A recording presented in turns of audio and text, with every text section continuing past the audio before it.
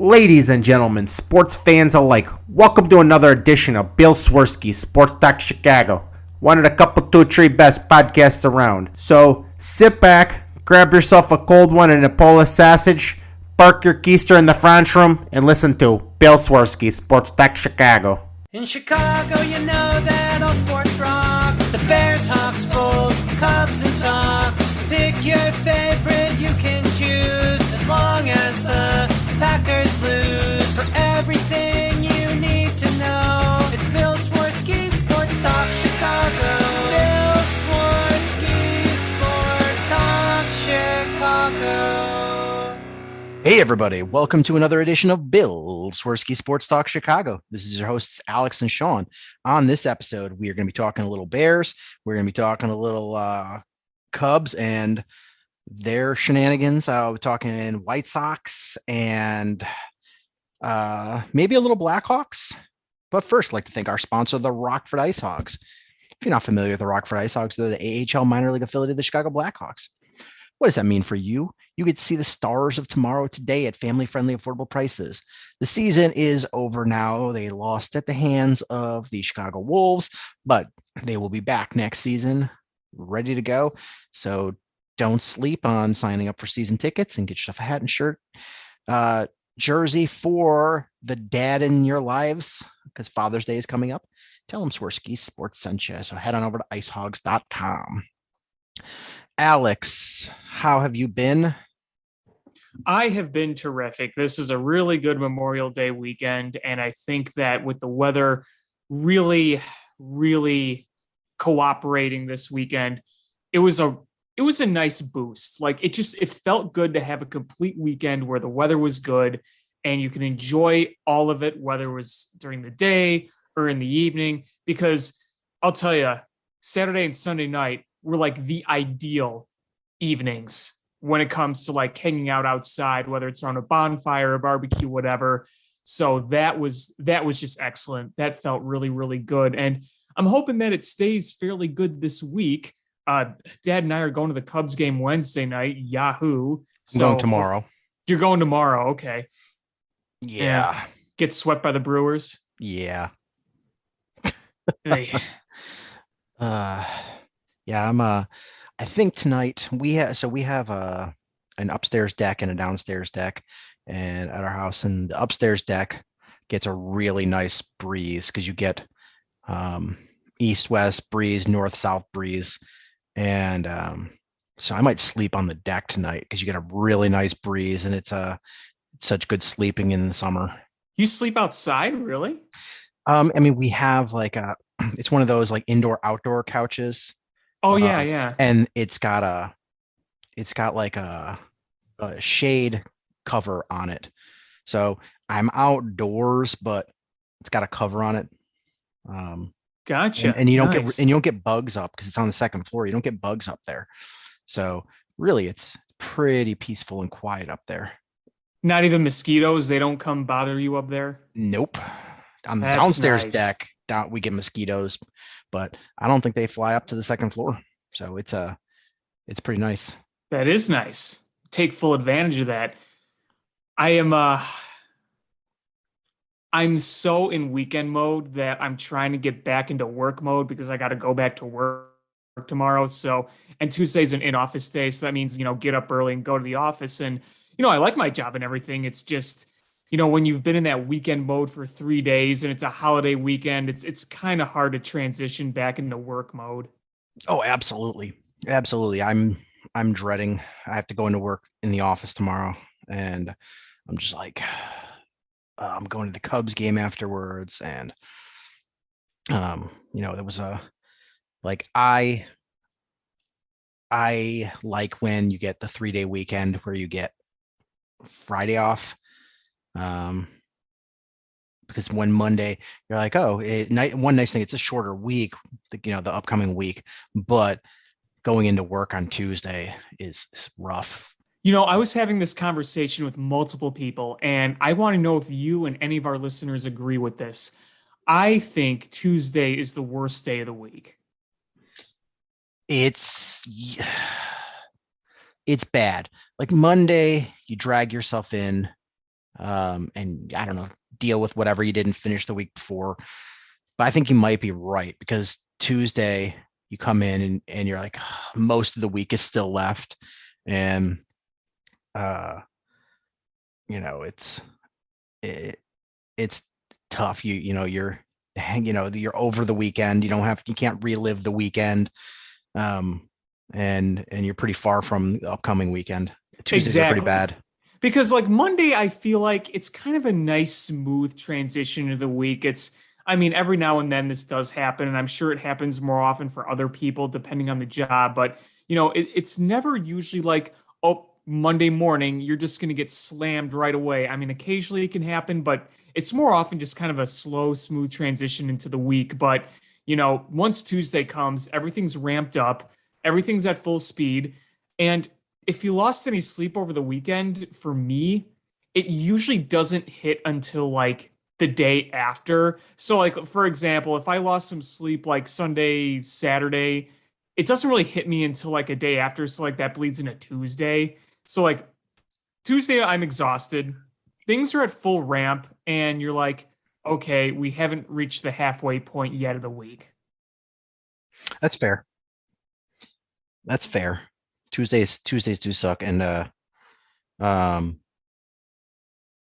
I also have to go into the office on Tuesday, and it's a tough one. You're like, oh man, I gotta wake up earlier, and I'm used to now just rolling out of bed and just signing on and answer a few emails and then go and have breakfast and get my kid ready. And it's a smooth start to the morning. And there it's like, gotta wake up earlier, drive in, and then everyone stops you and like, "Hey, it's the weekend. What have you been up to?" And and then you log on and you're just like, there's a ton of emails. Ugh. Yeah, my old job was really email heavy. I got just slammed with them. My new job, my current job, isn't nearly as much, so that's nice. And like I said, like being in the office, I actually enjoy my job and being in the office. It's just nobody likes getting up at 6:15 to drive, like it's not an enjoyable thing. All right. You have a way further commute than I do. Yeah, it's almost an hour. And it's only 2 days a week I have to go into the office, so it's fine. It's not that big of a deal. It's just, it's after a long weekend and you're still trying to get into that work mode, you're just like, all right, got to get up tomorrow. I got to get up tomorrow, because the last few days over this weekend, I slept in beautifully. Like, got to sleep into like 9:30, 10, which is really late for me considering when I get up during the week. And normally, you know, I usually just get up naturally whenever I get up, regardless when I go to bed, like that biological clock. But this weekend I've been able to sleep in, and it was nice. Now it's gonna be like, well, I got to adjust back to that again. So hopefully I'm not too tired when I go into the office tomorrow. But hopefully once I'm there, I'll feel better. Everything will be fine. There's one thing I want to talk about that before we get into sports, and it's something that sucks to talk about, but I feel like we do have a forum. It's probably our obligation to talk about this. The other day, there was another school shooting, and Yeah. 21 people are dead. And it's just so, I don't even know how to describe it. It's when you get over being sad and upset, you get angry because the cycle is, this happens, politicians just go, oh, thoughts and prayers, and then do nothing, and it happens again. And I remember when I was, I don't know, like fourth grade ish. I don't know, whatever grade you are when you're 11, fifth grade, something like Yeah, that. that's like fifth grade. Yeah. There was a shooting on the North Shore of Chicago. A woman went into an elementary school and shot kids in Winnetka, in Winnetka. And that was the first time I had ever heard that in my life. And it was terrifying because you're like, it's, not far from Chicago. Mhm. This is, like what happens. And it just really got swept under the rug because it was a one-time thing. And you're like, oh, it's one crazy person. But we're at the point now, it's happening so regularly Yeah. that why haven't we done anything? When I was a kid, somebody poisoned bottles of Tylenol, and we had laws and regulations about tamper-resistant packaging, and I think 7 people died. There was one person got in an accident with a semi, drove underneath it, and we had legislation about what you had to do certain things on the back of the truck to prevent people from running into a truck. But how many hundreds and thousands of kids have died in school shootings and nobody does anything? Nothing has been done. It doesn't stop. I mean, the madness doesn't stop. And it's more than just, school shootings. It's grocery stores. It's shopping malls. It's festivals. It's downtown areas. It's everywhere. And the more people die, the more we try to convince the people in charge to do something about it. And unfortunately, like you said, nothing just continues to get done. And, I heard the news of that shooting that happened this past week as I was getting in the car coming home from work. And I mean, I was just stunned silent that whole ride home. And just the thought of innocent young kids being killed just in a place that should be safe. All schools should be safe. You shouldn't have to go to school or work or out in public and be afraid to get shot. And unfortunately, people are getting shot, and it doesn't stop. And it just has to. I mean, this madness has to end. We saw how many countless videos in the past 2 years of parents saying, oh, the psychological effects of making our kids wear masks. And, what about the kids? They have to wear masks and it's going to impact them. What about the kids having to do active shooter drills at school? Yeah, I mean, when I was a kid, we had fire drills, we had tornado drills. I was a kid in the early mid 2000s, and we didn't really think of it. Like Columbine happened. Everyone remembers Columbine, but it wasn't happening like it started. I mean, I remember Sandy Hook. Sandy Hook was 2012, and it seems like since Sandy Hook, it's become a regular thing. And that was when I was a freshman in college. So when I was a kid, we never really thought of that. We never worried about it. And now with all this happening over and over, you're having shooter drills and people are worried about it. Like people are legit worried about it. And I don't blame kids or teachers for being worried about that happening. The longest period of time we've had in the past decade of not having a school shooting was when schools were closed because of COVID. Right. And, and that's sad. And I think the first thing we need to do as a nation, as a country, is to say that kids getting shot in school is bad. And that's it's crazy to think that we need to draw that line and maybe like, okay, here's the base of the issue is, I think we can all agree that kids getting shot in school is bad. Yeah. Like, and once we start with that, is we agree that there's a problem. Now let's come up with a solution. What happens is that, nobody is willing to just go down to the root and say, hey, this is a problem. And they're so quick to being like, this group is saying that, it's because there's not enough mental health. This group is saying we should get rid of guns. This group is saying, well, don't take away our guns. And, it's everyone's so quick to be like, I don't want to be impacted by any potential solution, but nobody's offering solutions.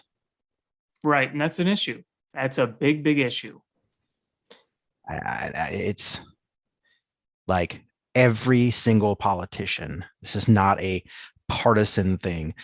Every single politician's feet should be held to the fire, because I don't want to hear what they have to say unless they have a solution. Mm-hmm. I agree.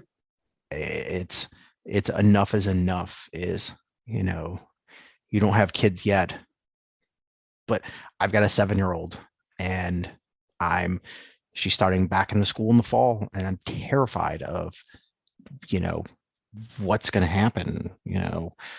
Her school is like 20 minutes away. I like, what if I get word that there's an incident there? It's going to take me 20 minutes to get there. Right. Or even worse is like the recent one where the police are preventing parents from doing anything. I don't even know what I would do. Like, if my kid's in there, I don't know if, you hear these stories of adrenaline, being able to lift up cars to pull a kid out. Like, I don't even know what I would do if my kid was in there. I would, there's nothing I wouldn't try. And there's not enough tears to go around for this, the destruction that we've had. And that we're at the point now where the number one death of children in America is gun violence. Yeah. And that it's shouldn't happen. It just shouldn't happen. Nope. And I'm not even against guns, but there's an issue with rage in this country. People are just mad. And I don't know if it stems from, I don't even know what it stems from. It's just, people are just mad. I don't understand how anyone with a heart or a soul or a conscience could do that to anybody, let alone innocent kids. Like, how effed up do you have to be to do that? Yeah. It's mind blowing. It's, and I think this shooter killed his grandmother and then killed a bunch of kids. And another thing too, we really need to take these warning signs seriously. When you're posting shit on Instagram or social media that clearly is suspicious, shit's got to be done about that too. I'm sorry. And not just, honestly, we should just, we're in an age of social media where people are post everything.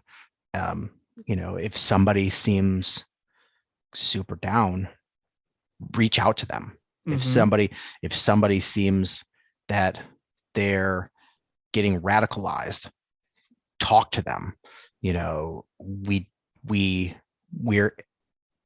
as connected as we've ever been in human history, but not on a personal level. It is through a computer screen, and it just doesn't have the same impact. So I just, be conscious of what, warning signs of anything, because you could be preventing a nervous breakdown. You could be preventing a suicide. You could be preventing, somebody doing any number of things. Is just reach out. It's just be there for people. Absolutely. Be a good friend, be a good neighbor, be a good cousin, be a good sibling. Like, be better. Like that help your fellow man. Yep. I know there's probably people that are like, shut up, talk sports, but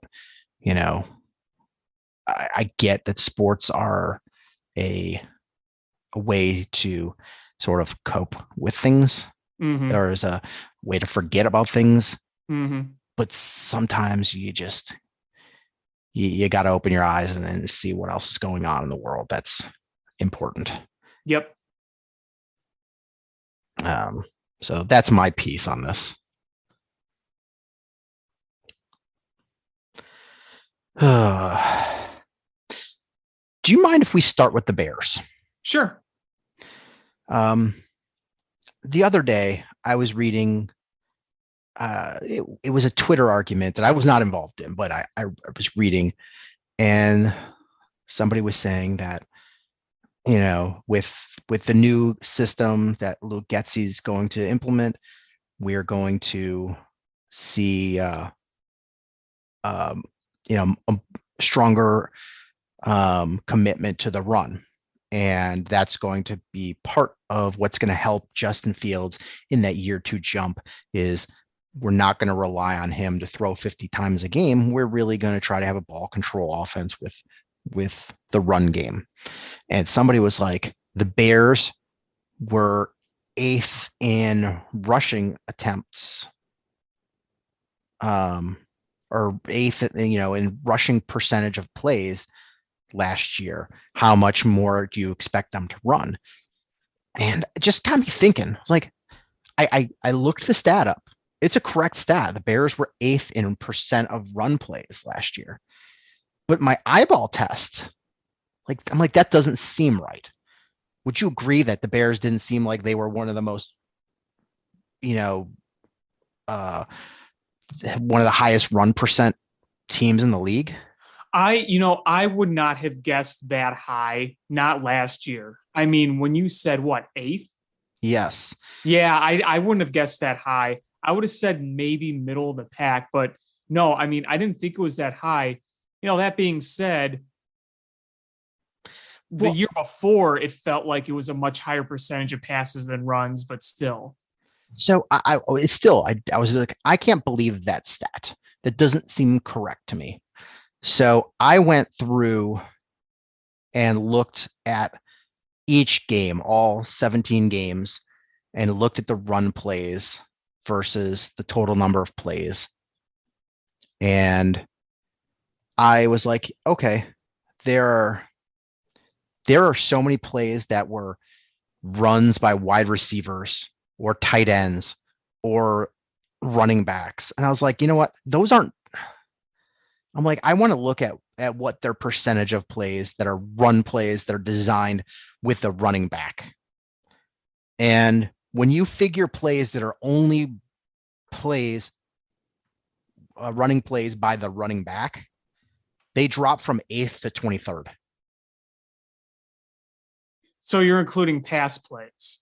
No, I'm just looking at the overall stat. So I just took plays. So there was plays that where, you looked at the rushing attempts, and there would be, they must have been like sweeps.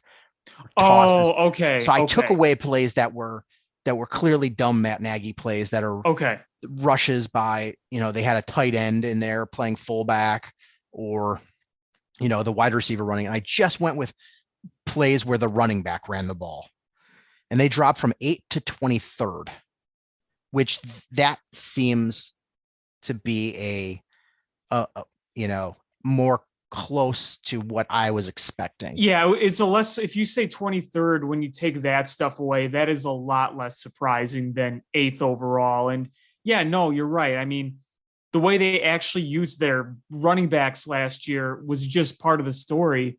I mean, the other thing too is I felt like a few of those games last year, they were really run heavy. It wasn't, as spread out. Like, they were fairly run heavy in the game against Oakland, if I remember, or Vegas, I should say. But yeah, no, I mean, that's a good point. And I mean, what we're going to be looking with Ryan Poles is we're looking at an actual balanced attack. We're looking at a game plan, hopefully under Poles and Eberflus. Poles wants to beat you in the trenches. I think that's good. You want to control the clock. You want to control the possession, and that is going to make your offense better. Obviously Justin Fields is the most important part of the offense, but you're better when you can control the run. I mean, when you establish run early, that gives you all the advantages in the game.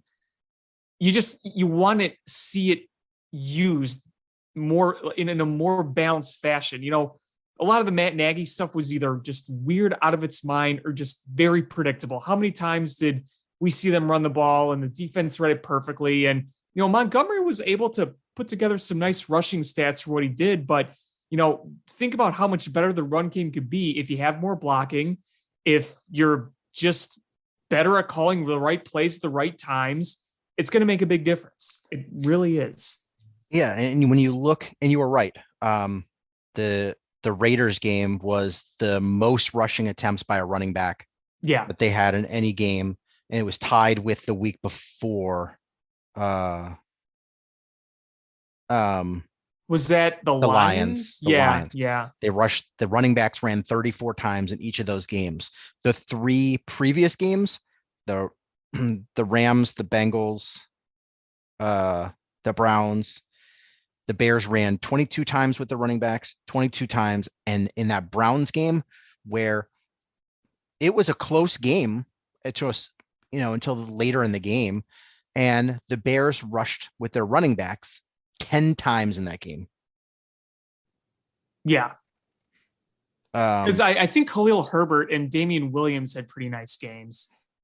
Yeah. So, I mean, the running backs rushed for under 20 attempts in the Browns game, the first Packers game, the Steelers game, the Ravens game, the second Packers game, and the Vikings game. All of those games, they had under 20 attempts with running backs. That's not a winning recipe. Their percent of plays that were runs by running backs was 40%. For a team that had a rookie quarterback and a bad offensive line, that is not the way to go. So, yeah, I am more excited to see what Luke Getsy's going to do, and if he's really going to have a much more balanced and run-oriented offense, because I think we are going to see the difference. Yeah, and I mean, if you want kind of an example, I know these opponents weren't the best. You remember the end of 2020 when they won those last few games, and again, not against good opponents. They beat like the Vikings, the Jaguars, the Texans, but that was when Bill Lazor took over. Pew, pew, pew. And we saw a bit more of a balanced attack. And offensively, it did make a difference. Would it have made a big difference against contenders? Not as much, but it's just a small example of what could happen, because in 2020, things were an absolute mess midseason. And when Bill Lazor took over, we saw a bit more of a balanced game, and, you saw what could happen. I mean, we want to see this on a much grander scale, obviously, but what I like about how we're approaching this is that there's a plan.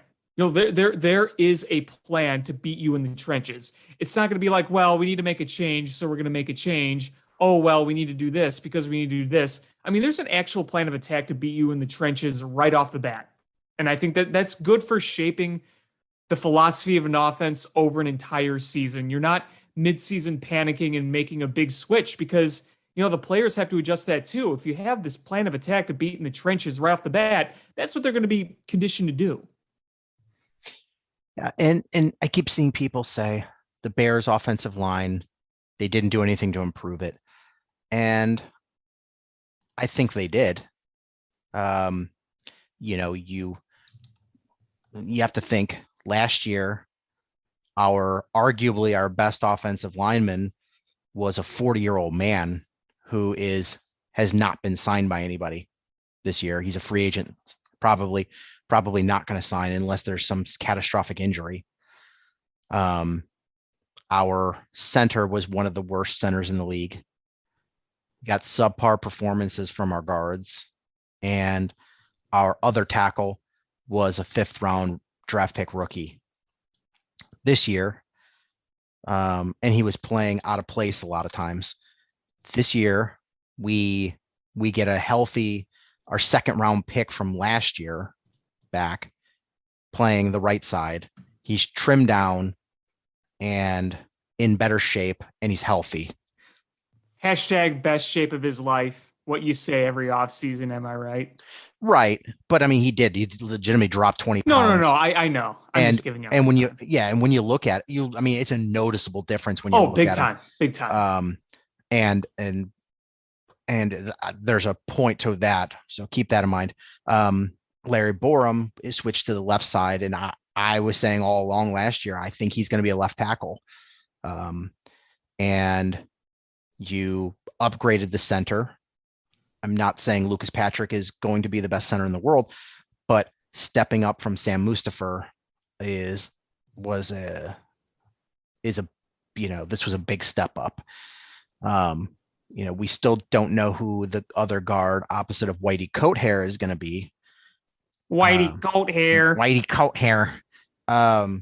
But honestly, the offensive scheme that they're going to run on the offensive line is not going to be the same one that they've been running under Matt Nagy, where guys were kind of on an island against their opponent. They're running an outside zone scheme. So players, it's a lot easier for player to understand what his responsibility is.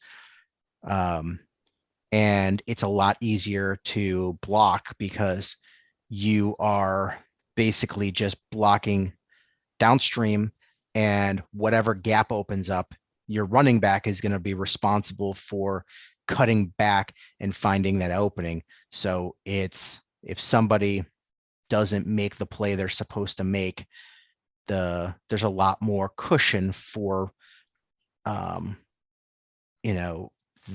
and it's a lot more forgiving, whereas before it was somebody missed a block and there's a 300-pound tackle on top of David Montgomery in the backfield. This would allow for him to be able to cut back and go to another opening in the lane. But the way this system works is you can't have big fat slobby guys. You have to have much more athletic guys, and part of what you're doing is you are causing the defensive line to move on every play, and you're wearing them down. And your offensive line should be lighter, faster, more agile. And so I'm starting to think that we're going to see one of the rookie offensive linemen they draft getting plugged into that guard spot, because they drafted some athletic, lighter offensive linemen that are going to be a fit in this system. So I think you're really going to see that. And I think we've upgraded at the tackle position by putting Larry Borum, who's now in his second year, who you hope to see an improvement there, in a better position fit for him. And same thing, we have a healthy Tevin Jenkins, putting him on a side where I think he's going to be better. I think he's going to be a better right tackle. And so I'm expecting to see a better offensive system. It's less confusion. You're less likely to be able to fool them into what with the defensive line coverage or what they're doing, because you basically have responsibility for this gap, and it's going to allow the running back to be able to hit any number of lanes that open up, and you're going to see less negative running plays, which I think is important, because when you run on first down, you're not going to be potentially at second and 10. In a bad play, you're probably looking at second and 8, second and 7, which is a much more reasonable position to be in than second and 10. Well, at the end of the day, I just want a balanced offense. just something like the 49ers, but obviously with better quarterback play. They got all the moving parts. They got the line to protect. They could balance with the run game. I mean, how many running backs has that team gone through, but they've had success every time? What does that tell you? Yeah, I mean, it's their offensive system. You should be able to, be able to better plug in a running back, because honestly, you just are looking for a running back that has the vision to be able to see a lane open up and cut back. And so you should be able to plug any number of your running backs into that system and have at least some success. Obviously, you can't put, an amazing running back and like some 5th round rookie and have them have comparable results. But when it's system driven, that's why we saw the Broncos have such success with, different running backs, because that's the type of system they ran. And it's that Kubiak zone run system where you're just like, you can plug in a lot of running backs and cream will always rise to the top. And, you'll see the best running back do the best results, but every running back will have some modicum of success.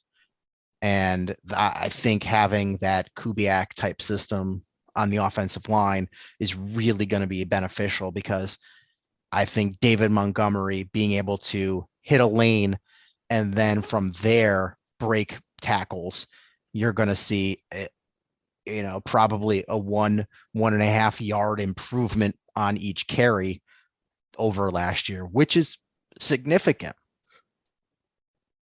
Yeah, absolutely.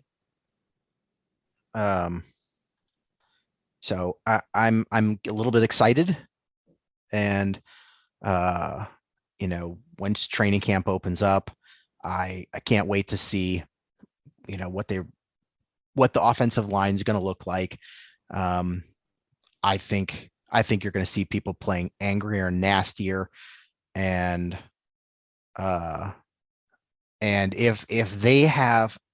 if they're able to successfully run the football, I think the Bears offense could be pretty successful, because that's going to allow Justin Fields to be able to throw deep, which is what he wants to do. And if he doesn't have an extra safety playing up top where they're coming down to try to stop the run, it's going to be easier for him to complete those passes. And we saw when the deep ball worked last year for Justin Fields, it worked. I mean, he threw some absolute beauties down the field, and we want to see more of that. He wants to see more of that. Those opportunities will be there if you open things up and you balance things out more. It's just, there were so many times last year where the play calling was just all over the place.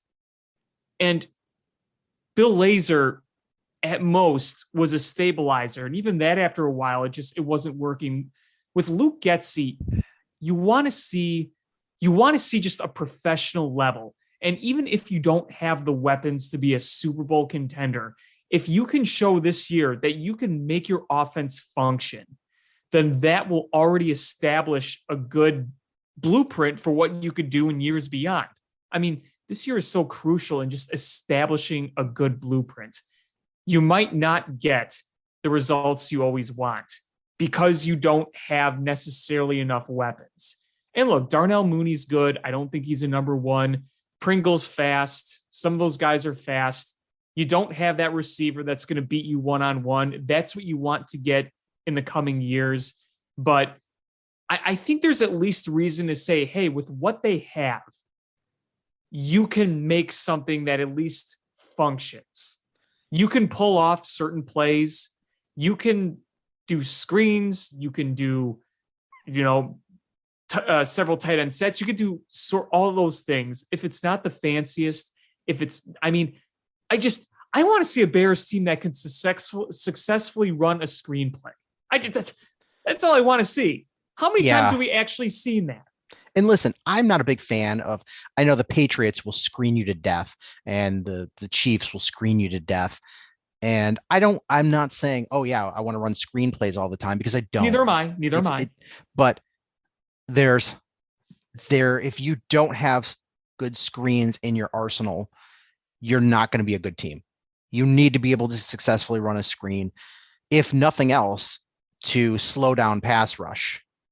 Like that Washington Commanders game, I think, is going to be a game where you better put several screens into your package, because that defensive line is really good, and they could, if you don't watch out, that could be another 2021 Browns game. So you need to be able to successfully get those guys running, get them huffing and puffing. And what is probably the one thing that experts will say about pass rushers, they take a lot of plays off. When you get them huffing and puffing, they're more likely to take plays off. Gives you a better chance to not get sacked. So I think that's important. Also, Cole Kmet had 60 catches last year. That shocked me. I don't remember him having that many catches. His stats look so much better than I remember him performing. And I think you're going to see him be much more integral into this offense. And I'm not saying that he's a superstar, but I think you're going to see him utilized much more. He's not George Kittle, but you're going to see him get utilized as like George Kittle gets utilized. You won't see those spectacular catches or the runs after the catch with Cole Kmet, but I think you will see good things. I'm thinking you're probably going to see 75 catches out of him this year, maybe 80, and that's huge. And I want to see him separate better. It felt like he could never separate. And, maybe there were times he could, and I just don't remember. But every time I remember him getting the ball, the defender was right on him. Now, that was a problem for pretty much everybody.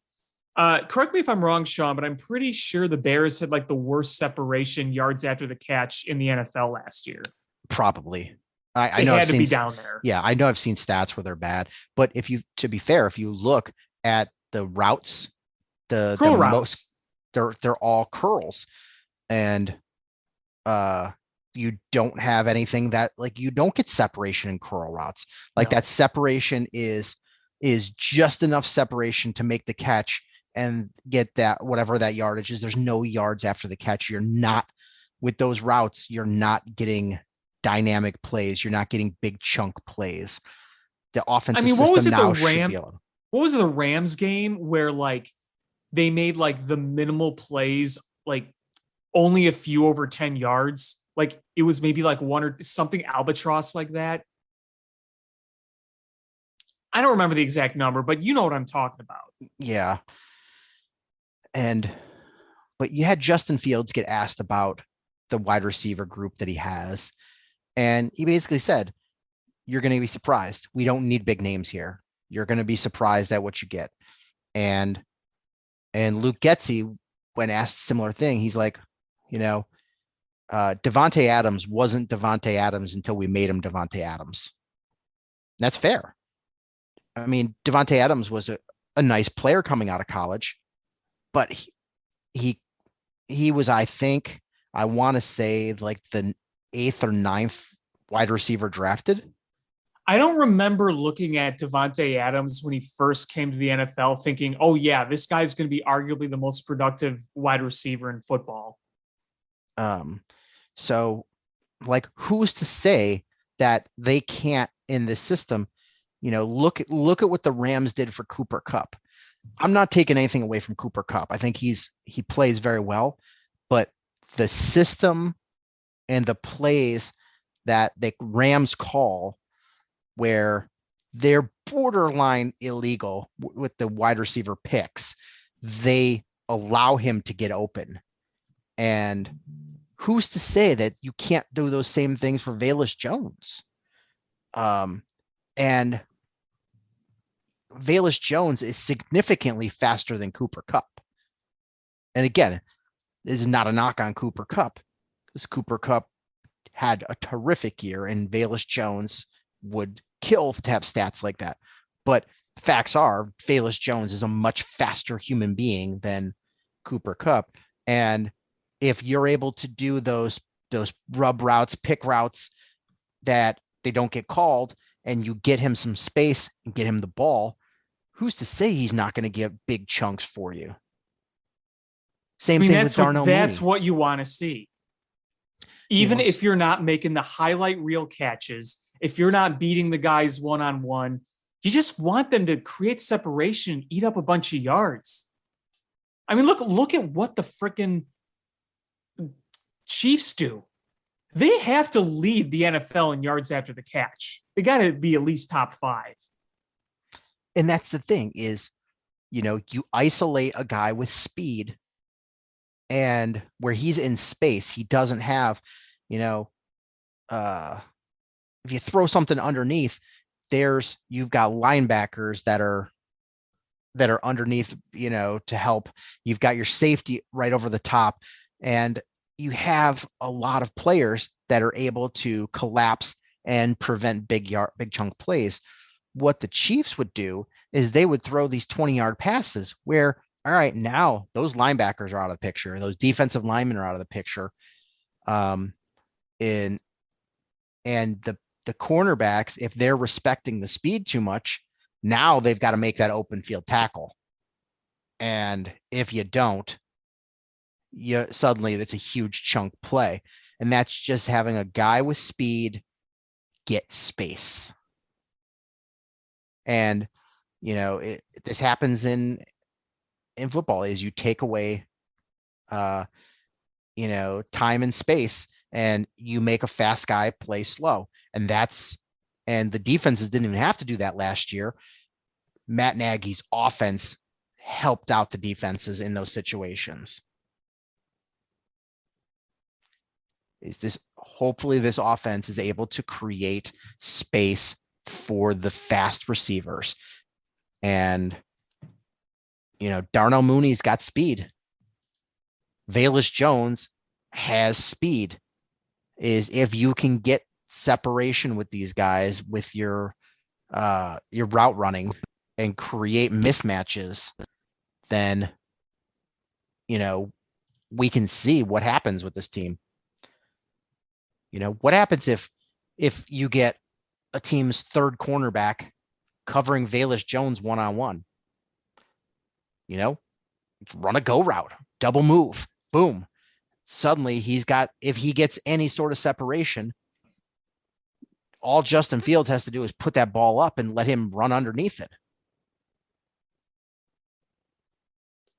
He's not Mitch Trubisky where he's going to 7 yards underthrow it.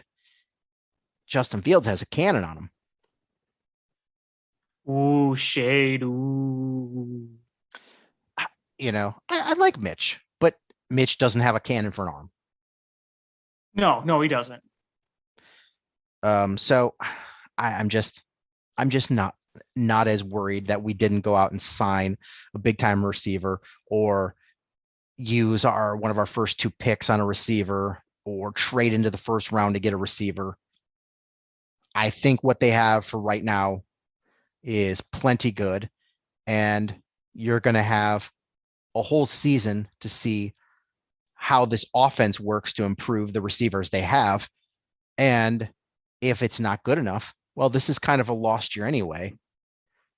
And next year, when you have a first round pick again and $120 million to spend, guess what? Then you can fix that problem next year. And I mean, this is what I say.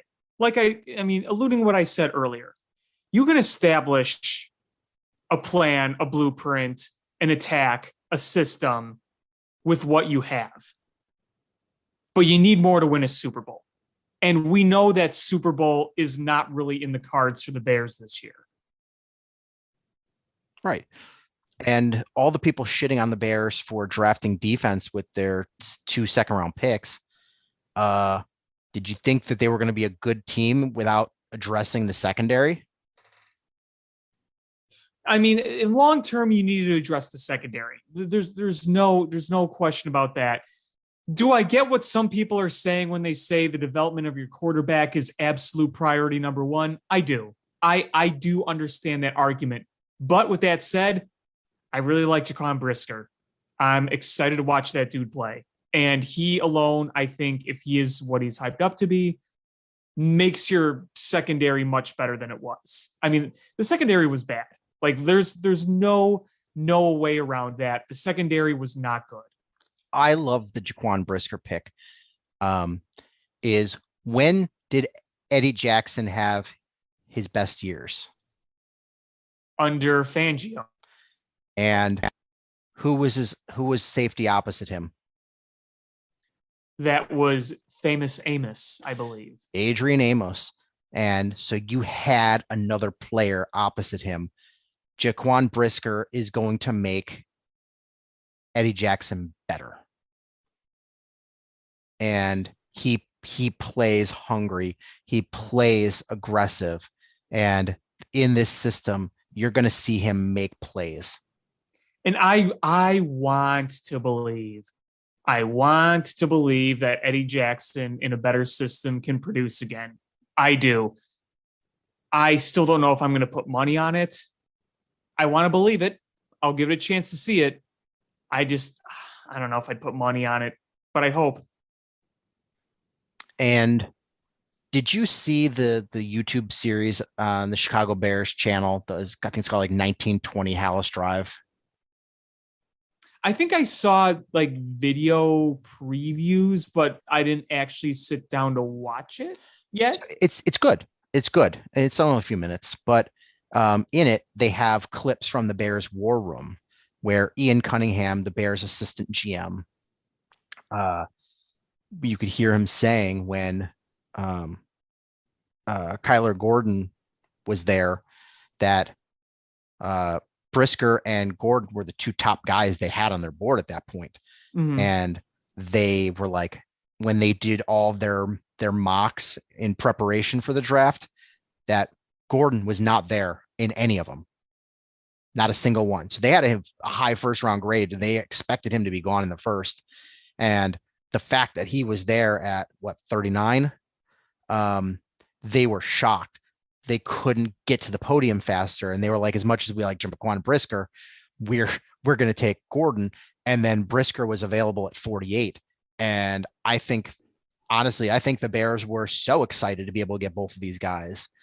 And, you know, the athleticism that Gordon has displayed so far in these OTAs, the coaches are just absolutely raving. You love to hear it. And I don't know if you've kept up, but Jalen Johnson has been running with the twos. Mm-hmm. And, you know, I think people are reading a little too much into that because come week one against the 49ers, is it going to be rookie Kyler Gordon and Kindle Vildor as the starting cornerbacks? No, it's going to be Jalen Johnson. Unless he's hurt, obviously. Yeah, but this is a message to him that buy into the new system. Mm-hmm. That I'm going to guess that there was some sloppy habits that they're trying to break him of. And it has nothing to do with his talent or his ability or his drive. I think it's them saying, you've got sloppy habits, clean them up, buy into this new system, and earn your starting role. And we're going to see, you know, does he fall in line and buy into this new system? And if so, you know, I think the Bears could have a nice dynamic cornerback tandem here. Yeah, I mean, that's your hope, right?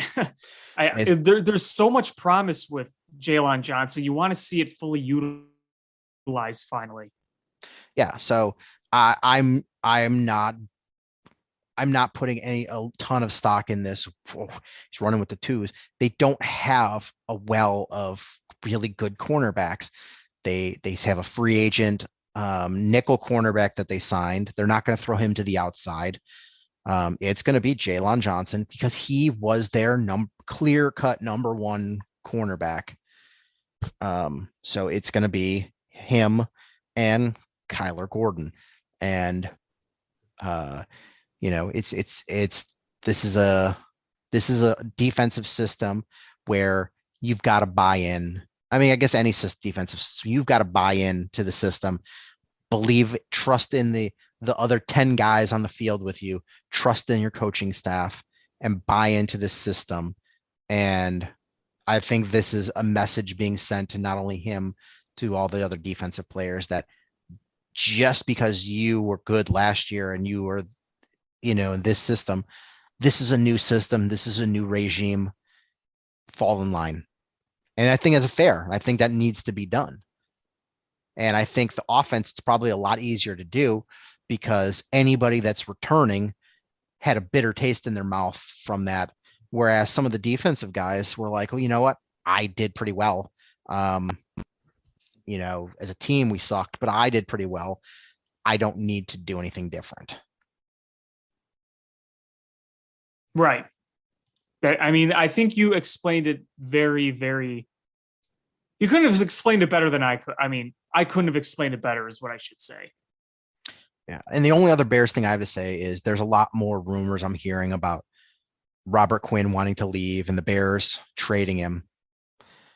Until I hear Robert Quinn say that he wants out, I don't think he wants out. I think it's just rumors being cooked up during a pretty uneventful time in the NFL. And don't see any reason for the Bears to want to trade him right now, because if you trade him now, you lose a ton of pass rush. Not to say if somebody were to offer the Bears a ton to move him, if they offer you a second and a sixth, like you got for Khalil Mack, and you got all the money off the books, sure. You go, all right, well, we're going to eat it this year anyway. Let's figure out a way for us to get pressure some other way. But otherwise, if they're only offering you like 4th round pick, yeah, it's not worth it. You need a good deal at this point to shop Robert Quinn. And a few months ago, it was a different situation. But now that you've traded everybody away, and that most of the people you had, whether you traded them away, released them, whatever, and go ahead and you draft and you fill out your roster, at this point, I'm okay with having. I get it. I get the want to try to get as many draft assets as you can, clear off as much money as you can. I get it. I know you're not going to win this year, but at the same time, you do need, like you said, you need pass rush. You need an anchor on that team. And I mean, right now, I would say Robert Quinn is your best defensive player. Roquan is probably technically better, but coming off the year that Robert Quinn had last year, he's definitely one of your top 2. Yeah, so I don't see them trading him unless they get a very good deal. I mean, sure, he makes a lot of money, but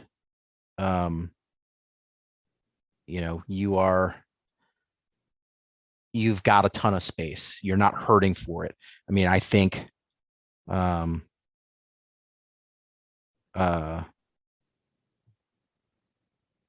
Cody Whitehair is gone next year. Unless he just significantly performs better this year. Eddie Jackson is gone next year. And you have, those would free up a ton of money for you. And even keeping Robert Quinn, you still have a ton of money left. He's a good pass rusher. And you need this system of defense under Eberflus needs pressure from the front 4. And if you get rid of Robert Quinn, who's giving you that pressure? You're going to rely on the rookie you drafted. It's a big ask. So you need pass rushers, and I like Travis Gibson, but he is not Robert Quinn. He's not Khalil Mack. No, I mean, he's a depth piece, a good depth piece. I think he's one of their best depth guys, but no, he's not a Robert Quinn by any means. So,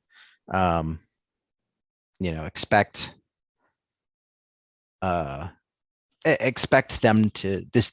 That is just rumors, and Robert Quinn will be playing for the Bears this year. Now, if come trade deadline, you see the Bears are just terrible and somebody offers a good deal, you're like, okay, that's fine. We'll get rid of it. But, when the slate is clean and everybody's starting at the exact same position, why would you do that? Nobody's lining up right now to offer you a ton. Draft night's the night where they offer you a ton. So, the only situation where you're going to see people offering way too much money is if a quarterback gets injured. So if somebody's quarterback goes down, the Browns are going to get a first round pick for Baker Mayfield, but you're not going to get a first round pick or a second round pick for Robert Quinn at this point. So I don't see the sense in trading him. And I don't think the Bears see the sense in trading him at this point. And hopefully Robert Quinn I don't see why he would want to be traded, because I think he's going to see improved play around him. We'll see more once training camp opens and he starts getting interviewed regularly after practice. If he seems engaged, then we'll know that this was nonsense, made up stuff. Yeah, I don't really buy too much into that, honestly. So you want to talk Cubs or Sox? I don't know. It doesn't matter. Let's talk Cubs. So when we talked last, we were like, all right, they've got a 4-game set here with the Cincinnati Reds, the worst team in baseball. They got to take care of business here. And not only did they not take care of business, they lost the last game of the 4-game set by 15 runs. Are you surprised the Cubs made that lineup look good? If there was one team that would make them look good, who would it be? It would be us. Yeah. And that's what they do. And listen, I had saw somebody on Twitter saying, well, Andrelton Simmons pitched and gave up 5 runs. That made the Cubs game look worse. You still gave up 15 to the Reds. You take away those 5, say he came in there and cleaned them out and gave up no runs, you still lost 15-5. So, this was bad. You saw Justin Steele look bad. The bullpen in general looked bad. And you should have been able to score more runs against that terrible Reds team. And at this point, the Cubs are tied with the Pirates for second to last place in the division. And they're only 3.5 games ahead of the Cincinnati Reds, who I think the Reds are going to pass them. The Reds were, for the first month and a half of the season, were the historically bad franchise. And they're not a good team, but they were never going to sustain being that bad. They just weren't. The Cubs are, they're a minor league team. They are a minor league team. And you know what? It doesn't help that there's 16 guys on the IL right now. And Drew Smiley just got hurt tonight. And Wade Miley's on the IL. Mills is not back. Azolay's a long way from coming back. Suzuki just got put on the IL. Madrigal's on the IL. Yeah, Suzuki's on for 10 days. VR's on the 10-day. Yan Gomes. Wade Miley. I guess this one doesn't really matter, but Michael Hermosillo. Jason Hayward is on the list, gets COVID related. So Madrigal had a rehab start, I think yesterday or day before. Alec Mills is a long way off. Jan Gomes, Michael Rucker, David Bodie. I forget about David Bodie sometimes. Yeah. So, this just sucks, man. I mean, this just sucks. We forgot about Brad Wick.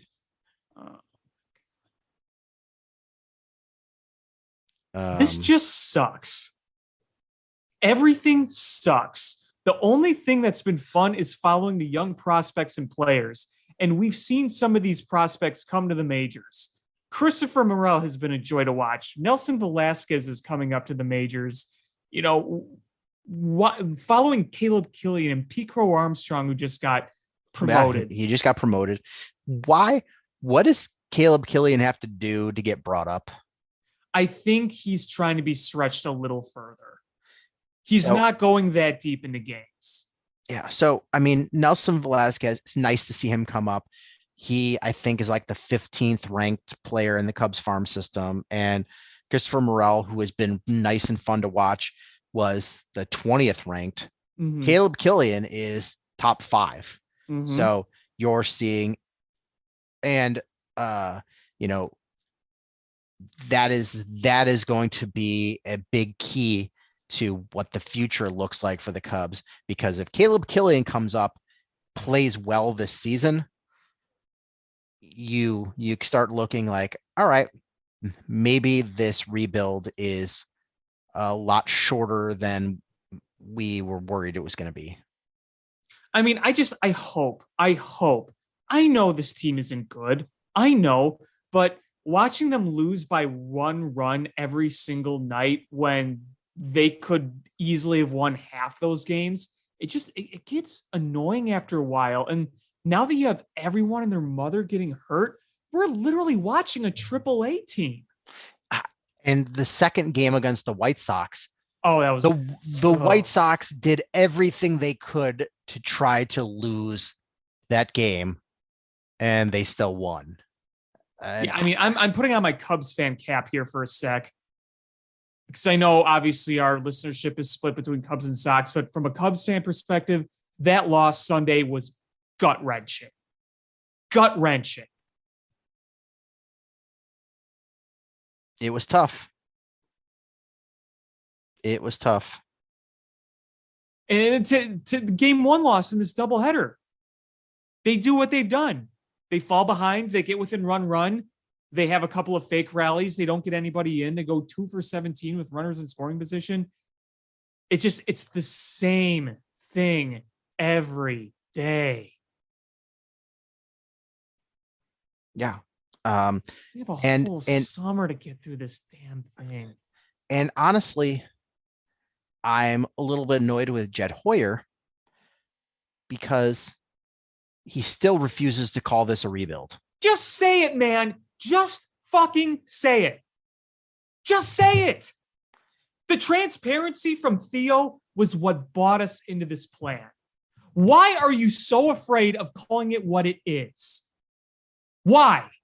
What do you think we're going to do? We're going to be out because of a rebuild? No, we're going to be more pissed off when you try to dance around and spew word salad. And we know what's going on. We know what's going on. Be honest about it. We know there's no wheelbarrow full of money. It's not happening. I'm not going to Tom Ricketts' office. You just hear squeak, squeak, squeak. This is our tchotchke money. It's the bags just have dollar signs. It says tchotchke money underneath. You just hear squeak, squeak, squeak, squeak as the wheelbarrow's going. They're not going to spend money until you see players start to come up. So I think we're going to have another year of this rebuild. And I think 2023 is the first year or sorry, 2024 is the first year. So 2023 is next year is going to be kind of a lost year.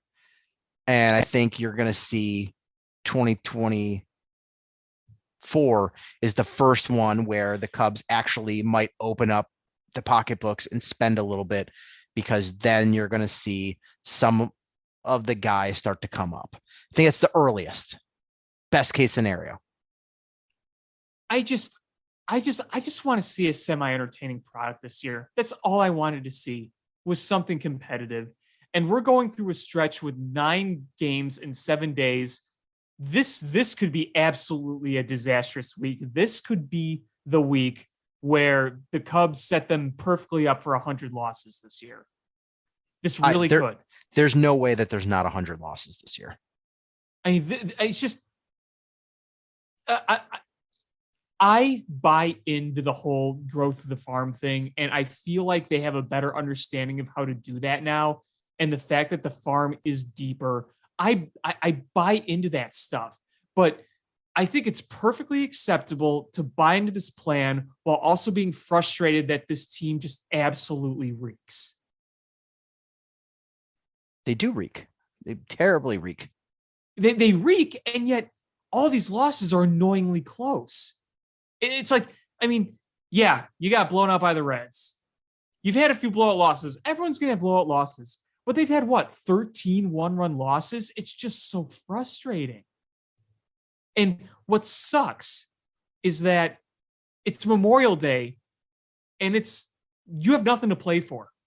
At least if you were around 500 at Memorial Day, especially with the wild card, I wouldn't ever call this team a contender if they were around 500.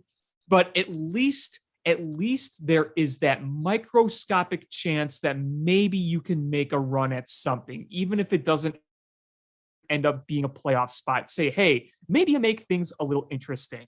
But we are sitting here with nothing to play for.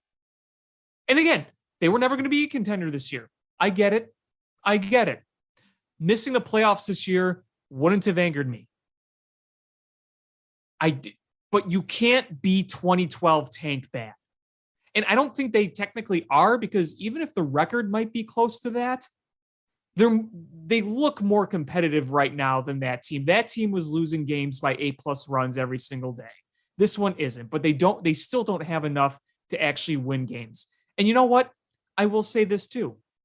The injuries don't help. I mean, they are banged up as hell, but you know that even full strength, you look at these pitchers the Brewers throw out there, this Cubs lineup's not going to do much with that. It just sucks. At the end of the day, it just sucks that it has to be this bad again. I'm just frustrated. There's no consistency, and players that we were expecting to play well are not. Trade deadline is going to be interesting.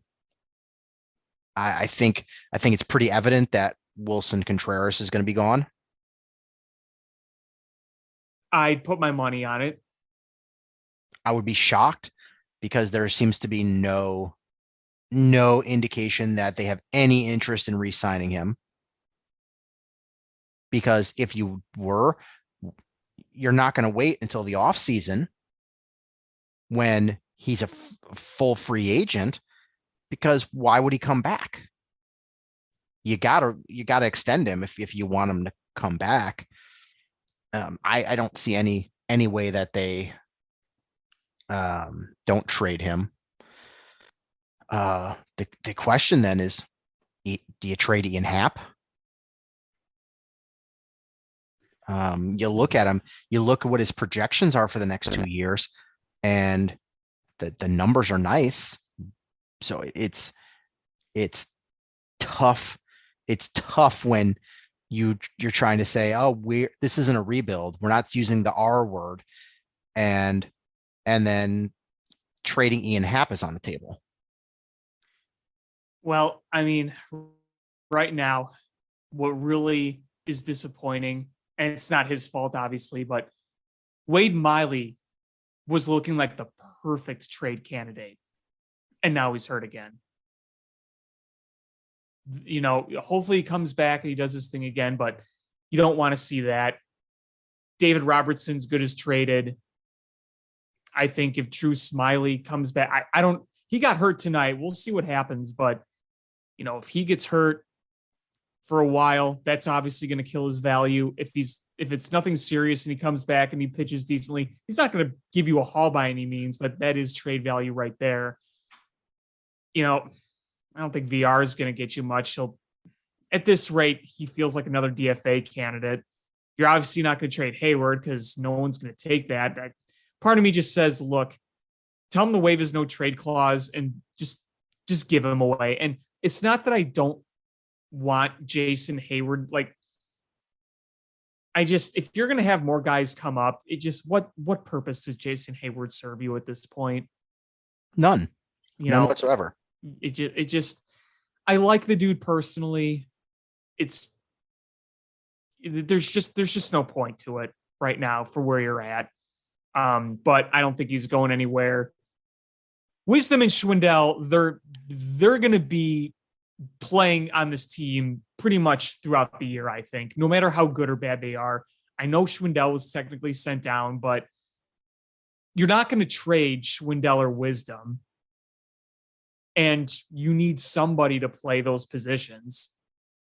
So they're your placeholders right there. You know, what's frustrating about this year is you don't have much of a gold mine right now outside maybe David Robertson to trade and Wilson Contreras if he does get traded. Outside those two, okay, so Wade Miley, say he comes back healthy and he's good and you trade him. You can get something in return, but nothing big. You know, Wade Miley's not exactly like trading Justin Verlander or Zach Greinke or Max Scherzer, you know? No, but you're trading him a player that might be helpful to another team for a lottery ticket. Right. And you're, you know, the more young players you have and the expectation is that you have built a farm system that can bring the best out of young players. So the more young players you're able to put into your farm system, the better, you know, you're going to set your team up for the future.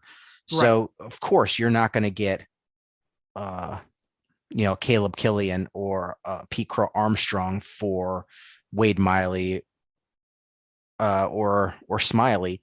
But if you flip them, who's to say you don't get a Jake Arrieta where, you know, where yes, we got Scott Feldman gave us that. Yeah. Who would have thought? So it's one of those things is you get a low level player that's a long way off. And the expectation is, all right, this is a player that we think we can make better. So it's how you build your farm system. Anybody you can flip, to bring in young players. That's the way to go. And the longer off they are from the pros, the more likely you are to get them for a deadline player. And that's just how it's going to be. I mean, you know, if they could build successfully to this farm system, I fully support that plan. I fully do. You just wish it wasn't as bad on the major league level. And if it was better on the major league level, at least you could say, you know what, we'll be competitive through the trade deadline. And we're obviously not going to be contenders, but we'll trade for more value. And then we're going to see maybe some more competitiveness from some of the young guys we bring up. Like, you know, maybe Caleb Killian comes up. I mean, you remember 2013 when Jake Arrieta first came up? It's like, okay, you know, we saw really good things from Scott Feldman. He was traded away. Then you get Jake Arrieta. And then in 2014, Jake Arrieta formed into his own. So hopefully the post trade deadline Cubs, what you hope to see is a nice mix of some of these young guys. I mean, you're already seeing that right now. Christopher Morel, he just got a base hit a second ago. It's been fun watching him. Maybe Nelson Velasquez finds a swing. Well, maybe we see Caleb Killian come up at some point. Anderson Espinoza made his debut. You want to see more of that stuff, even though you know the top guys outside like a Killian aren't coming up this year. Brennan Davis, won't see him till next year probably. Pete Crow Armstrong, we're talking 2024 most likely. Christian Hernandez, 2025. James Triantos, 2025. It's going to be a while for some of those young kids, but, until then, you want to see as many of the young guys come up as possible to see what they can do. Yeah, I mean, maybe we see Caleb Killian's going to be up. Maybe we see a Jordan Wicks. Yeah, they said when he was drafted, his path to the show might not be that long, but we'll see. He's been working on some stuff in the minors. It seems like he's kind of finding a groove. So we'll see on that front. But he's an important prospect too, Jordan Wicks. Yeah. So I mean, there's a lot of good prospects in this Cubs system, and you need to see them get flushed out.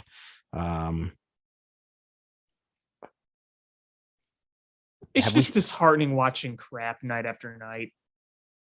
It just is. It really is. I mean, the frustrating part is not only is, because Jed is not saying the R word in rebuild, we don't have a time frame that he expects. Right. I mean, we had that plan from Theo Epstein. The fan, I can tell you right now, the fan base would not have bought into that rebuild if Theo wasn't upfront and honest about it. People would say, "What are you doing?" Yeah, I think it's fair to say that if Jed were to come out and say, "This is a rebuild, we're not expecting to compete until 2025." We would all be annoyed and bitch and moan, but we would, the expectation is there. I hope it wouldn't be that long. I'm just throwing a number out there. Yeah. But, nobody has expectations here. We're all like, okay, well, what's happening? Like, are we going to spend a bunch in free agency and try to compete next year? Have Brennan Davis and be our outfield be Ian Happ and Suzuki and Davis is our outfield. Are we going to spend money and bring in a big bopper third baseman and first baseman and some pitching? Like, what's the plan here? We don't know. Like, just because you say you're being transparent doesn't mean you're being transparent. Right. Like, and we know what their plan is in terms of developing prospects. We know they want to build through the system. We get that. But like you said, time frames, their philosophy going into next season, we have no idea. Yeah, no idea. And, we hear little rumors. Oh, the Cubs will be spending in the offseason. We heard that last year and they didn't. Mm-hmm. Well, they did, but they didn't spend enough. Right. You did sign Stroman, you did sign Suzuki, but you basically used a lot of the money that you once had in the old core. You didn't up your payroll this year. So I want to see, them spend money on making this a competitor, or if their plan is no, they're still going to suck next year because they want to get another draft pick and get another year of some of these younger players in the minors, and then in 2024 compete. I would like to know. I mean, it would be kind of cool if we fell into like a top 2 pick. I mean, it is a lottery, remember? Yeah, it would be nice. I mean, at this rate, it's like I don't want to play the tank. But let's say the Cubs ended up with 100 losses, but a consolation for that was getting a really high draft pick. That would be nice. I mean, players that are free agents this upcoming season: Carlos Correa, Nolan Arenado, Trey Turner, Xander Bogaerts. Oh, I love Xander Bogaerts. Aaron Judge. Don't think that one's happening. He rejected the Yankees offer. Do you think Tommy Boy is going to pay up for that? No. Anthony Rizzo. Here's some shit player. I mean, players that I definitely do not want them to sign. David Price will be a free agent. Goody. Trevor Bauer. Ew. Charlie Morton.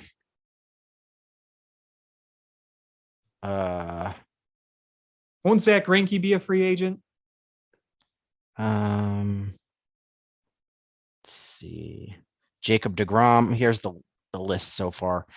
Correa, Bauer, Nolan Arenado, David Price, Chris Sale, Jacob deGrom, Carlos Rodon, JD Martinez, Trey Turner, Noah Syndergaard, Xander Bogaerts, Charlie Morton, Brandon Belt, Charlie Blackmon, Eric Hosmer, Adam Wainwright, Clayton Kershaw, Aaron Judge, Justin Turner, Jose Abreu, Evan Longoria, Aroldis Chapman, Lorenzo Cain, Michael Brantley, Kenley Jansen, Anthony Rizzo, Nelson Cruz, Elvis Andrus, Craig Kimbrell, Gene Segura, Didi Gregorius, Will Myers, Will Smith, Zach Greinke, Jorge Soler, Jackie Bradley Jr., AJ Pollock, Aaron Nola, Joey Gallo, Edwin Diaz, Sonny Gray, Dansby Swanson, Luis Severino, Yadi Molina, Corey Knebel,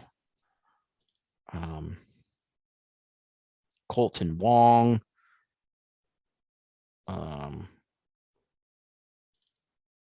Max Muncy, Andrew Benintendi, Andrew McCutcheon, Corey Kluber, Jake Odorizzi, Trey Mancini, Taiwan Walker, Wade Miley, Adam Frazier. It's a big list. And then my boy Jock gets slapped in the face, Peterson. That whole story was weird. I didn't know it was possible to find a story that was less interesting than Johnny Depp, Amber Heard. And then along comes the Jock Peterson. Like, why are you physically fighting over fantasy football? Why? Why do I care about this? They have their reasons, I guess.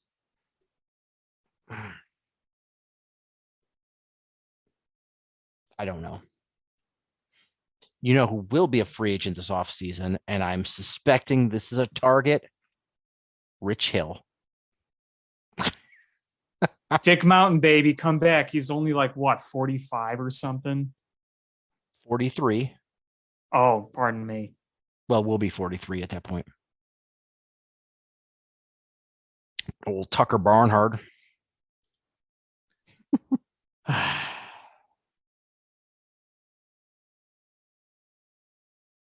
Yeah. This sucks. This sucks. I'm just tired. It just sucks. Is we got our World Series, and I honestly, like, yes, I'm happy, but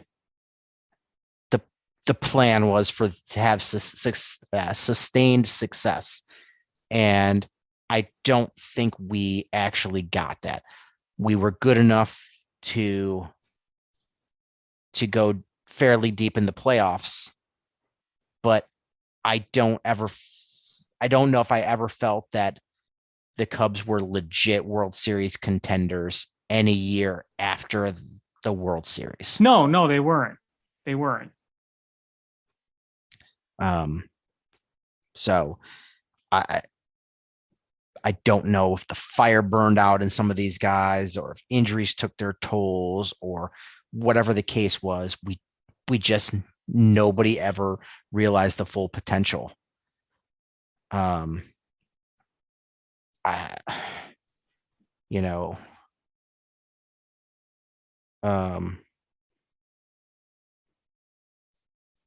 mean, remember when we thought Addison Russell was going to be a key cog for the Cubs for a decade?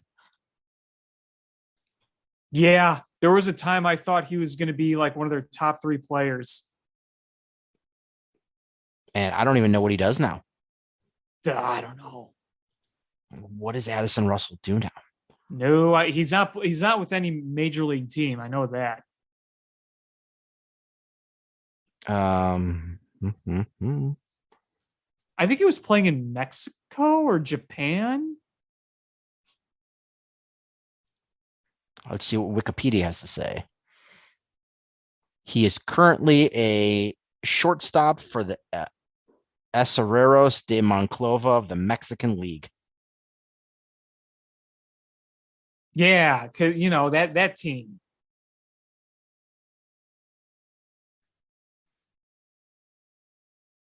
Oof. I wonder if he's even hitting there.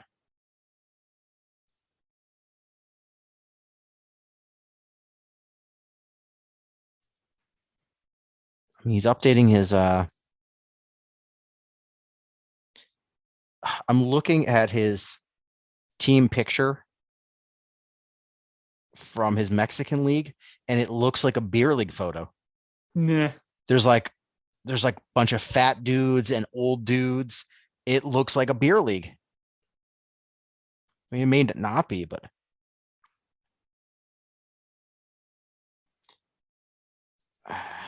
yeah, he was an all-star his first full year. Well, technically he was called up in 15, but that wasn't quite a full year.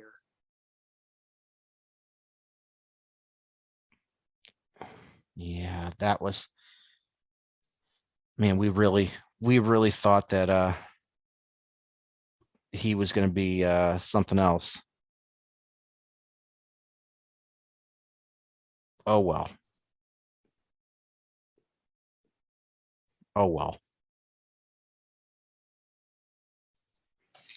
The White Sox made a move that I think we all were calling for a while, but I didn't actually think they would have the cojones to do it. They DFA'd Dallas Keuchel. Needed to happen. He was bad, really, really bad. He didn't have much movement. He didn't have any velocity on his pitches. He throws that pitch anywhere near the strike zone, it was getting crushed, and it got crushed every time. And that final game against the Boston Red Sox, that was beyond the final straw. And I felt like the buzz after that game around the media, around the fans, was not if he was getting DFA'd, but when. And then we found out a few days later. And I think your rotation got better by just cutting some of the fat. Dallas Keuchel has had a really good career, but he's washed now. And I'm sure another team will take a flyer on him. It looks like it's just going to be put on waivers, all right, release when that time is going to happen. I just read that it was they were releasing him today. Yeah, so there you go. I mean, I'm sure a team will pick him up. I mean, I'd be shocked if he didn't, but the White Sox needed to part ways with that.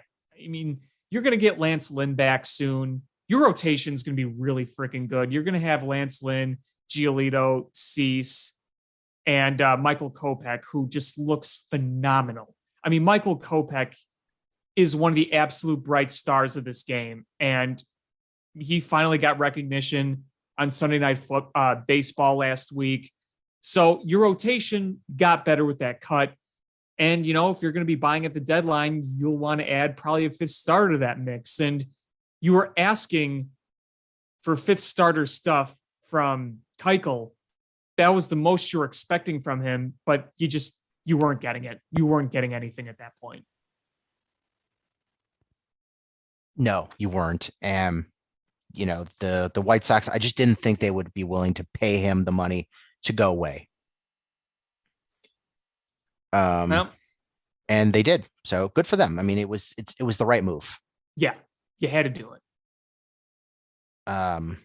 And it's funny because everybody that wants to believe in Dallas Keuchel goes back to the COVID shortened season.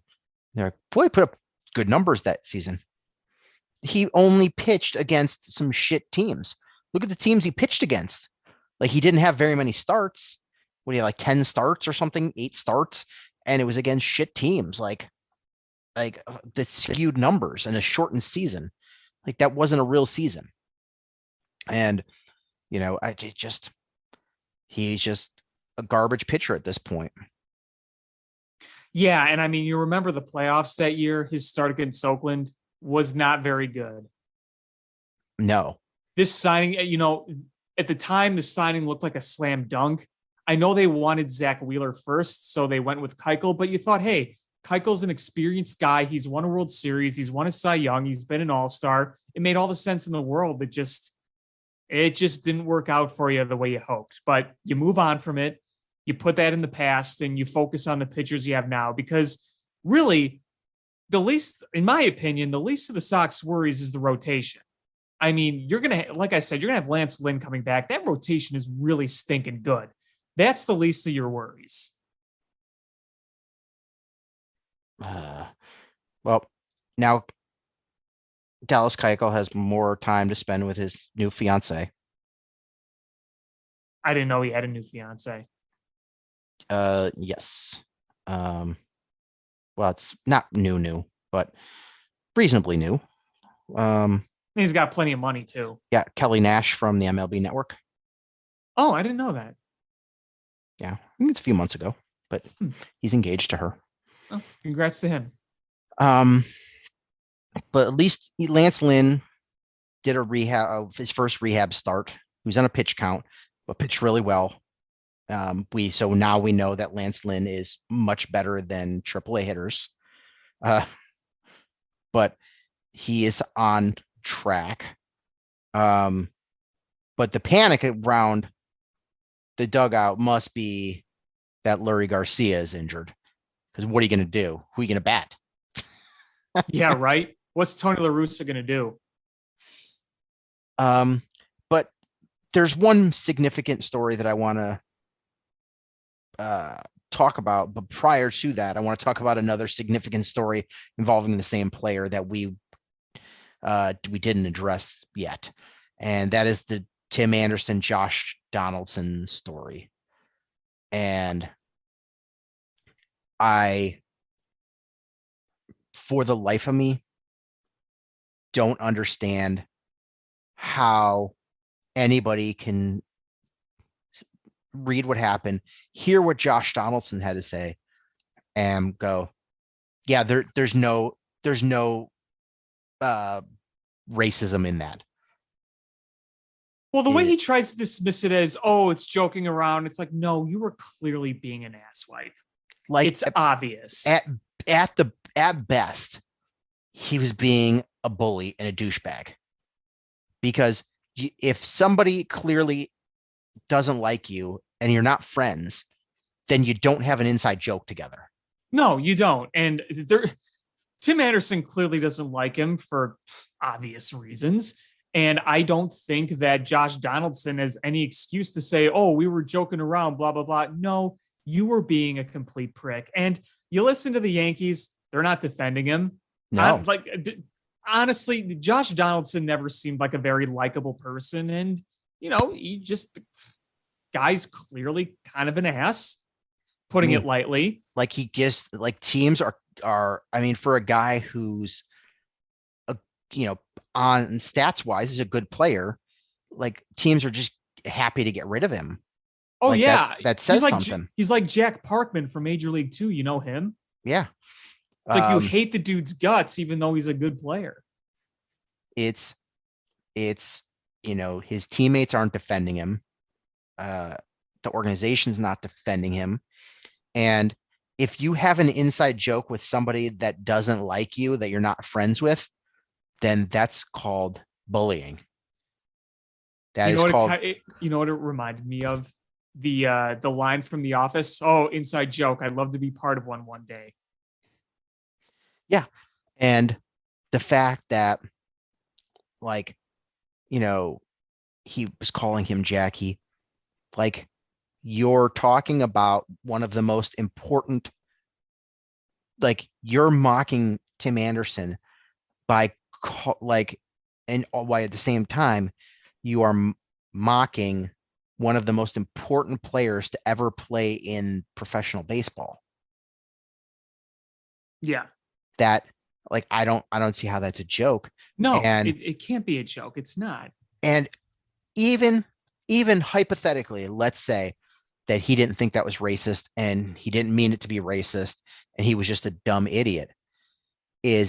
Have you looked at any of the comment sections about any story involving Tim Anderson since then? All of the mouth breathers are in there going, Jackie. And it is. You started something. It is now their substitute for the N-word. Yeah, I mean, exactly. You started something. And, you know, when you're being a bully, you're being a douchebag, and you do that on a public forum like that, that's what's going to happen, especially now in the social media age. So congratulations, dude. Look what you started. And, so I just, the fact that,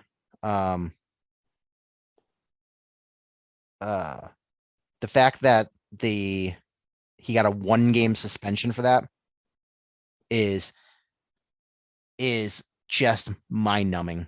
Like, Major League Baseball clearly doesn't take this seriously.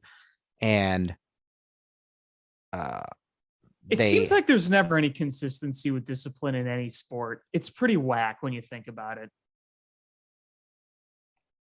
So the fact that, this is clearly Major League Baseball not caring about that situation, that they were forced to deal with it. And because enough influential people spoke up on it, that they had to do something, and they just gave him literally the bare minimum. Right. I can't.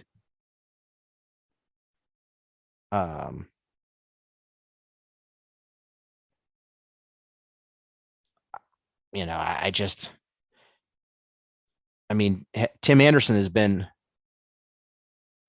given longer suspensions for for less infractions.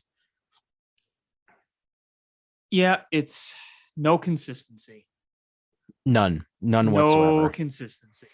I mean, I guess that's what you get when you don't have a real baseball person as your commissioner and you just have a union buster as a commissioner. So middle finger to Major League Baseball's top brass.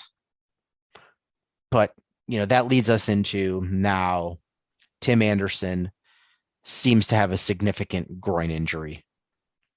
I don't think there's been any updates on his. It sounds like Tuesday we're going to get it. So by the time you're listening to this podcast, you'll know about it. Yeah. But, it doesn't look good.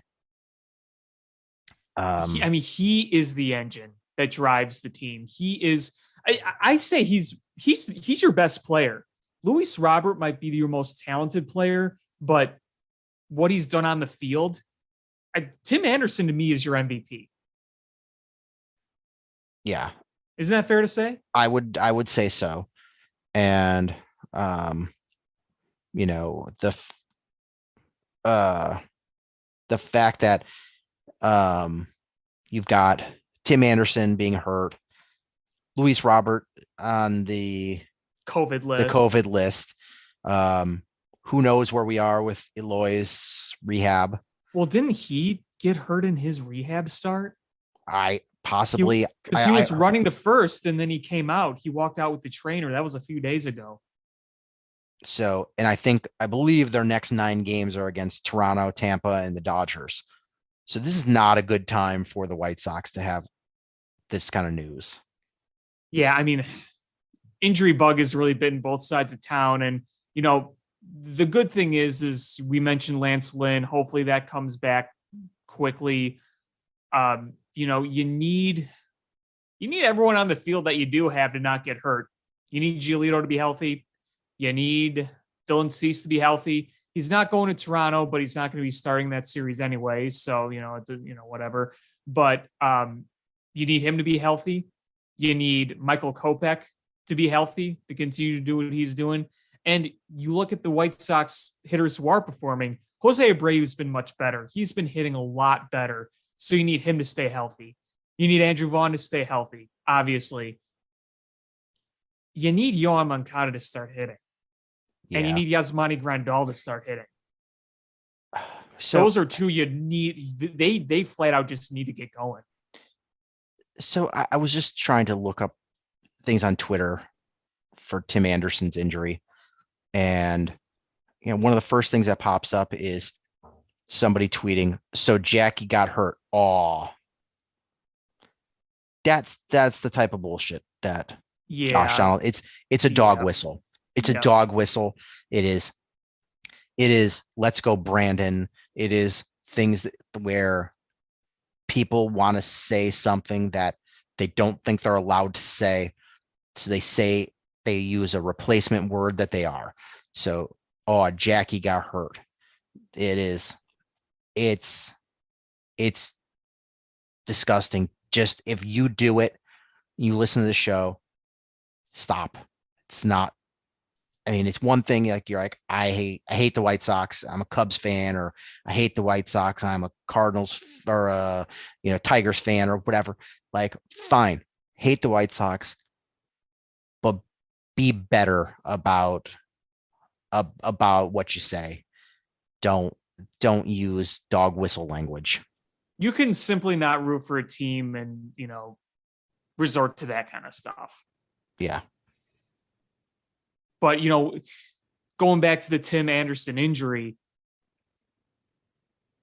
you hope that it's best case scenario, because when your star player gets hurt, the mind always goes to worst case, always, every time. And it's hard not to when you've seen the White Sox get so riddled with injuries to key players like Lance Lynn, like Eloy Jimenez, and now like Tim Anderson. Yep. It sucks to see. You never want to see anyone get hurt, especially not a star player like that.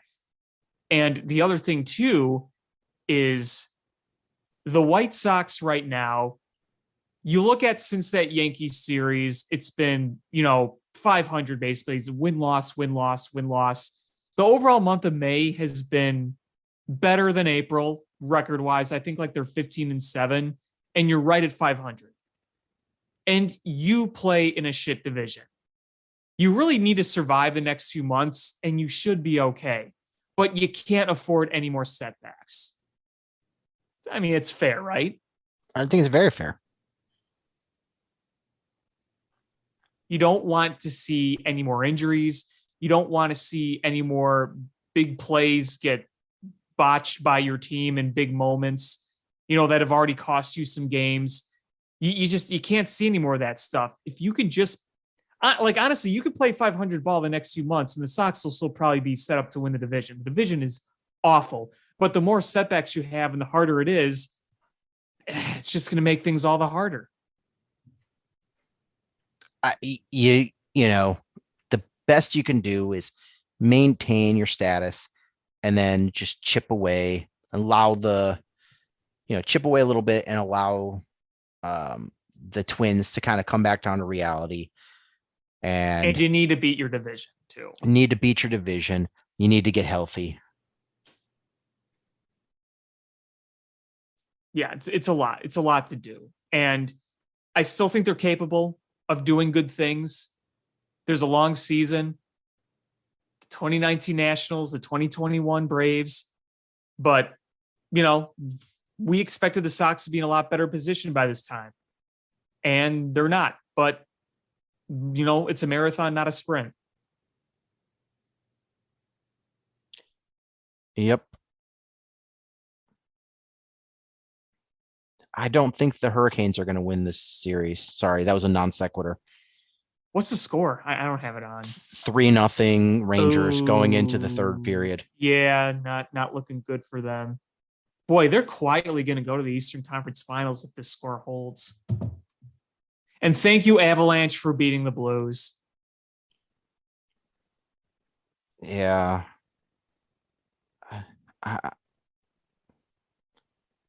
So I don't know. It is. I love hockey, and I'm catching games here and there, but it's tougher to watch when the Blackhawks are bad.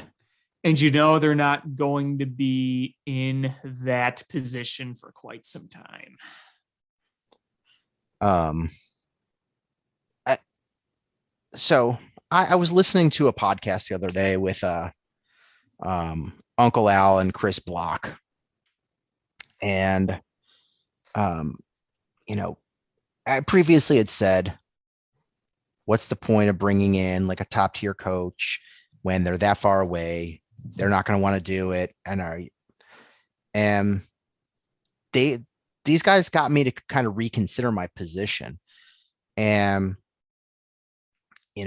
we have a lot of young players. The organization doesn't seem to be able to develop them. They find talent, they're able to find talent. They're not able to develop it after a certain point. And on the NHL level is you're seeing a lot of things that are players, some bad habits they're picking up. The systems they're running clearly are not good. And that we need an actual coach in here now to correct those things. And because you're never going to be able to start the rebuild until you've hit rock bottom and start improving. Mm-hmm. And the improving should be coming from the coaching level. I agree. And think got me thinking is, right now the Blackhawks say that they're doing evaluations, and I'm sure there's some guys that they're looking at that are still in the playoffs that they can't do anything with, but they're saying that they don't expect to have a coach in place until July. And that's tough because there's other teams that have coaching needs. You're going to start getting, your second, third, fourth choices if you wait too long. Why do I have that feeling? They're gonna make this look like some drawn out process, and they're just gonna be like, "Yeah, we're gonna have Derek King back next year." I think that's just a terrible mistake. Oh, I think so too. But would you really be surprised? This Blackhawks organization has shown the least amount of creativity you could possibly see.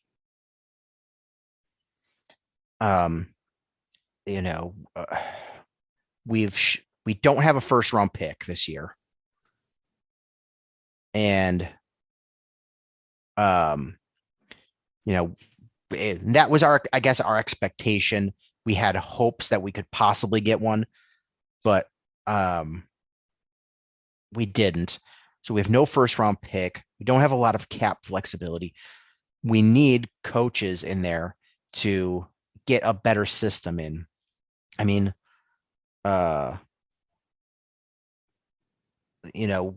we need to do better with what we have. First of all, we need to develop the talent we have. I feel like, we did Kirby Dach a disservice. I think so too. A lot of these, I don't think it's all on him. A lot of these young defensemen that we've been high on the last several years in the draft, it can't all be, well, they suck. And, it has to be, did your evaluations of these players suck?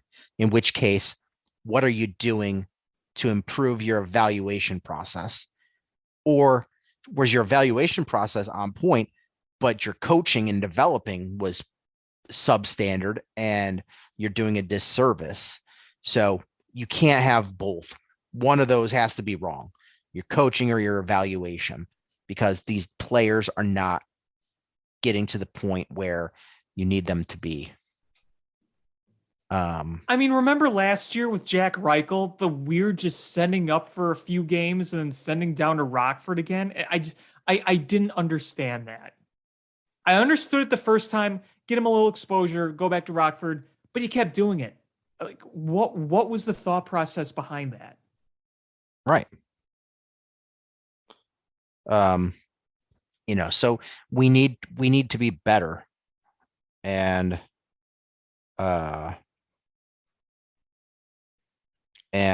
Ian Mitchell, I think this is a sink or swim offseason for him. Absolutely. I mean, he was supposed to be your top defensive guy after Boakfist is gone. If he does not come up to the NHL level next year, you might as well just get rid of him. I mean, it's just this is the make or break year for Ian Mitchell. And I think that of these three players, Seth Jones, I mean, you could add Jonathan Taves and there's a fourth, but I think there's no way you can get rid of him. He's got a no movement clause. Even if he waives it, who's trading for him?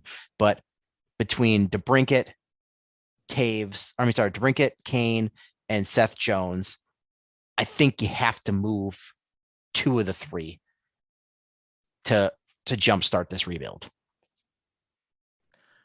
I mean, you're going to have to jumpstart something because I feel like something big needs to happen. You're just so far off. So far off.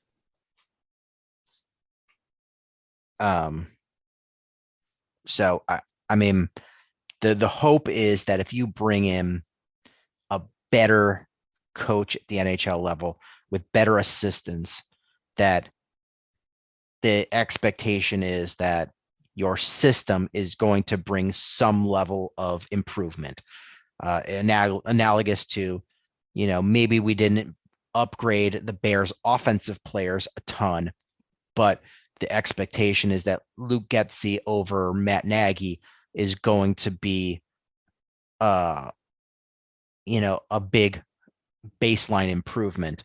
I think the hope is that having a better coaching staff in here is going to make the Blackhawks play better. And what we've seen, the last two seasons, or I mean, I guess mostly this season, is this yin and yang where on nights where they're playing better defensively, they're not able to score enough goals. But when they play a more open style offense and take more risks, they're scoring more goals, but they're also giving up a ton of goals. And they can't, it's not the, oh, hey, they haven't figured out how to play well defensively and score goals. It's a system, or it's it's where they can't. They're not able to play sound defense and score goals. They have to choose one or the other. And when they're scoring goals, they're still losing, but is it more an exciting product to see them lose 5-4 than it is to see them lose 1-0 or 2-1? I guess, but at the end, it's still a loss. And, obviously we need goaltending. We don't have a goaltender. Yeah, that's something they got to figure out. But it's we need a better system on defense. And, Seth Jones didn't have a terrible year last year. I think he is a player that is in need of better coaching and a better system around him. Because if you can get the most out of him, it makes that $9 million a year cap hit that he has a lot more palatable. And the Cubs just squandered bases loaded, nobody out. Well, of course they did. Of course they did.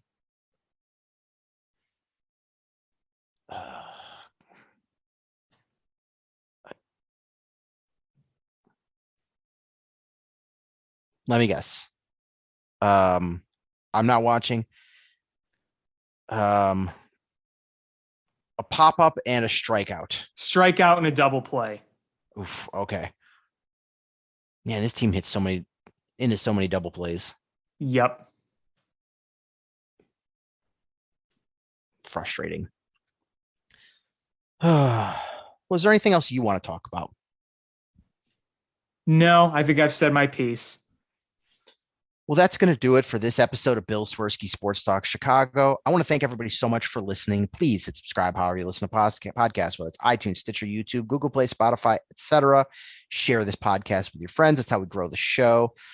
Follow us on social media at Swerski Sports, Facebook.com/Swerski Sports, SwerskiSports.com, Shy Fan Pat 2 on Twitter, or AlexanderJPatCreative.com for all the cool stuff that Alex does. And again, thank you guys so much for listening. And until next time, bear down. Cubs win! What a lucky break! The good Lord wants the Cubs to win! We thank Ditka and God for all they have provided. Cubs win! Cubs win! Cubs win! Oh, I don't want her. You can have her. She's a Packer fan. She can't fit in my van. And she looks like number New Yorkers. Smoking crack is not legal on planes. Bears 31 to -7. The Bears. Oh, when the Bears go bearing